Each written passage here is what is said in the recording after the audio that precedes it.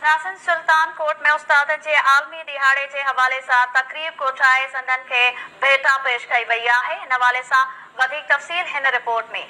जिए त नाज़रीन पूरी दुनिया में अज उस्तादन जो आलमी दिहाड़ो मल्हायो पियो वञे।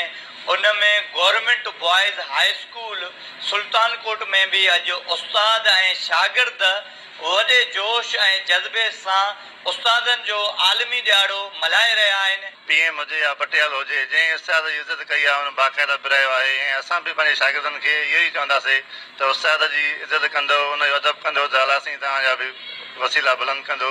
उस्ताद ई समाज खे ठाहे थो। तव्हांजे समाज में जेका पॉलिटिशियन आहिनि, डॉक्टर आहिनि, इंजीनियर आहिनि, फौजी आहिनि, सिपाही, जेके बि इदारे सां वाबस्ता माण्हू आहिनि, इनखे उस्ताद ई कुझु ठाहे थो। अॼु उस्तादनि जो आलमी दिहाड़ो आहे।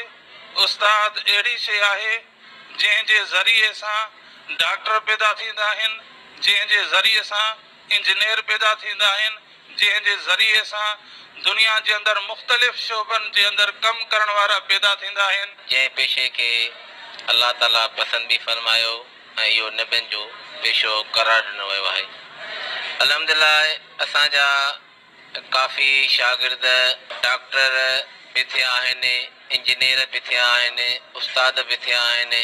बेसिकली उस्ताद हिकिड़ो क़ौम जो बुनियादी यूनिट आहे जेको सॼी क़ौम खे बिल्ड करे थो, ठाहे थो पियो। इहो उस्ताद ई आहे जंहिंजे वसीले दुनिया जूं सॼियूं क़ौमियूं वेल सिविलाइज्ड स्किल्ड आहिनि। हर समाज में, हर सिविल सोसाइटी में उस्ताद हिकिड़ो अहिड़ो एलिमेंट आहे जेको हिकिड़ो क़ौम जो वॾो असासो सम्झो वेंदो आहे।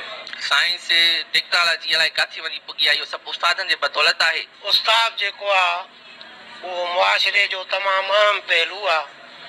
जीअं कंहिं फैक्ट्री में तव्हांखे ख़बर आहे त प्रोडक्शन थींदी आहे, ईअं ई उस्ताद जेको आहे सुठा वकील, सुठा जज, सुठा उस्ताद, सुठा साइंसदान, हर तरह जूं जेको आहे उहे मुख़्तलिफ़ मकतबे फ़िक्र जा सुठा इंसान पैदा करे सघे थो। जी असां हिन मंदर जो पहचान उस्तादनि जी वजह सां उस्ताद अबी अमान जो एतिराम सेखारे थो। कैमरामैन अब्दुल गफ़ार सदायो सां गॾु इसरार अली चांडियो, KTN न्यूज़ सुल्तानकोट।